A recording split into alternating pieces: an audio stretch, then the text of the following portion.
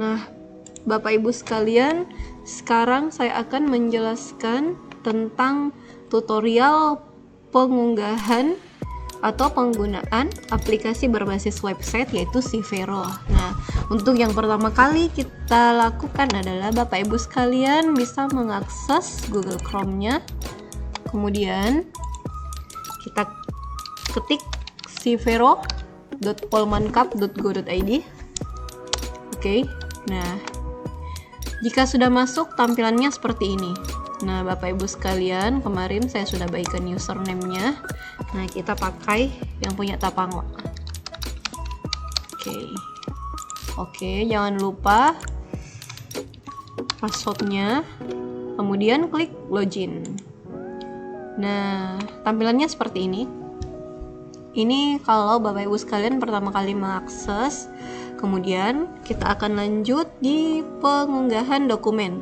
Nah, pengunggahan dokumen di sini sebagai pengajuan dokumen SPM yang Bapak Ibu sekalian ingin ditindaklanjuti proses verifikasinya secara online.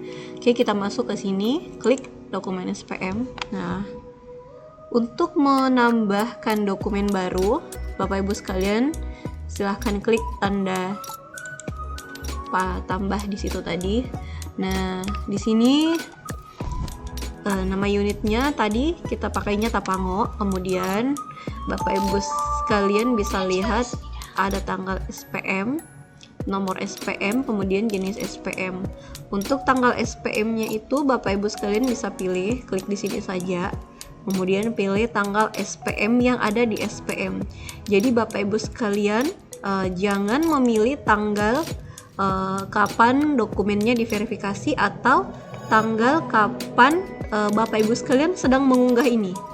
Nah, kemudian masukkan nomor SPM-nya. Nomor SPM-nya di sini usahakan memasukkan nomor SPM itu lengkap. Kemudian SPM, jenis SPM-nya SPMGU dan menggunakan huruf kapital. Nah, kita masuk ke jenis SPM. Di jenis SPM sini ada 3 jenis yang Bapak Ibu pasti sering gunakan juga. Terus tadinya kita pilih GU, terus kita pilih GU. Nah, kalau kita pilih GU, yang muncul itu ada 6. Ada 6 menu untuk mengunggah berkasnya. Nah, kalau misalkan Bapak Ibu sekalian pilihnya LSB, itu yang muncul ditambahkan 2. Jadi ada surat rekomendasi dan dokumen pendukung. Nah, di sini file SPM-nya jelas ya, yang Bapak Ibu sekalian masukkan itu file SPM, kemudian SPP 1, 2, dan 3 juga jelas ya. Itu jangan digabung. Jadi SPP 1-nya 1, SPP 2-nya juga 1 lembar, SPP 3-nya 1 lembar. Jangan digabung antara SPP 1, 2, dan 3 kemudian diunggah ke sini, tuh nggak boleh. Oke, di surat pernyataan tanggung jawab. Di surat pernyataan tanggung jawab juga di sini, kemudian dokumen kelengkapannya juga jelas. Nah, kalau LSB biasanya kan nggak pakai surat rekomendasi ya. Apalagi mungkin kalau misalkan pengajuan tukin atau honor-honor itu nggak ada surat rekomendasinya. Nah, tapi karena kalau misalkan pengunggahan dan ada yang nggak terunggah ke sini, itu nggak bakalan bisa terproses. Jadi yang ada gagal unggah atau ya pokoknya gagal lah. Jadi Bapak Ibu sekalian itu isi saja di sini dokumen itu dokumen kosong atau mungkin dokumen yang kelengkapan penerbitan SP2D-nya bisa diulang ke sini. Yang penting nggak kosong. Nah, yang di dokumen pendukung pun begitu. Nah, kita lanjut kalau misalkan LS3. Nah, saya akan jelaskan LS3. Yang lain sih sama ya. Kalau SPM sampai dokumen itu mungkin masih sama. Yang beda di LS3 kan adanya surat rekomendasi dan dokumen pendukung. Nah, di surat rekomendasi ini jelas kalau LS3 itu pasti harus ada.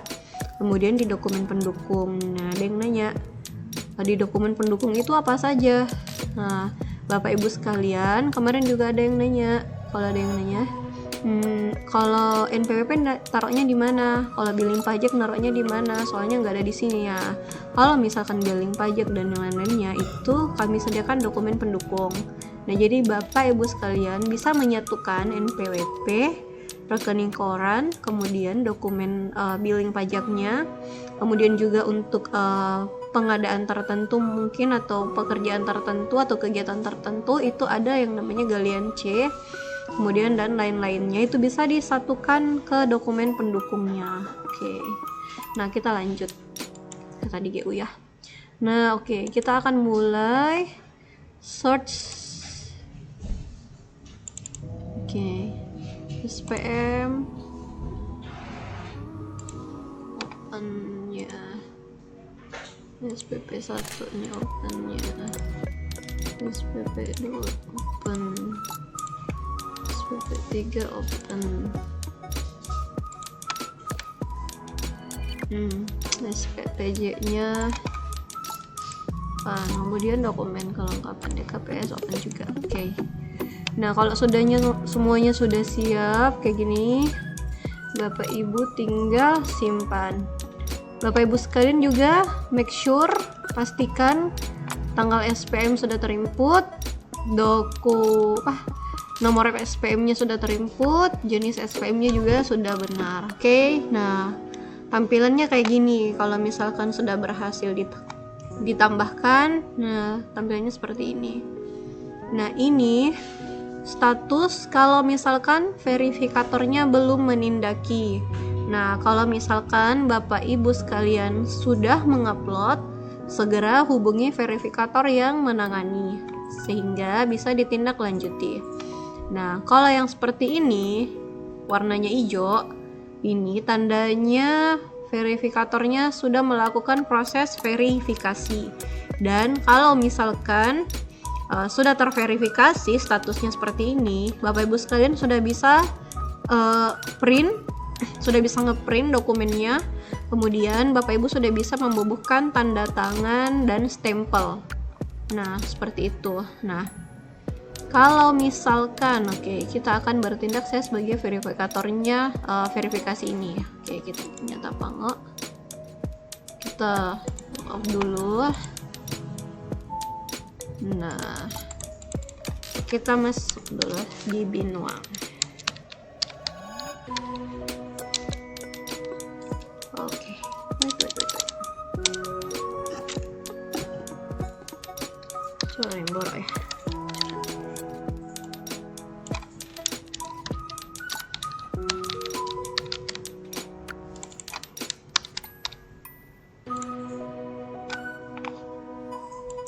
Nah, ini di Limboro.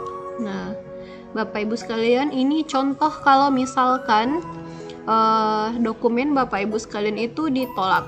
Nah, kalau ditolak itu warnanya merah. Terus kita harus ngapain kalau misalkan statusnya ditolak? Nah, Bapak Ibu sekalian bisa lihat detailnya kayak gimana.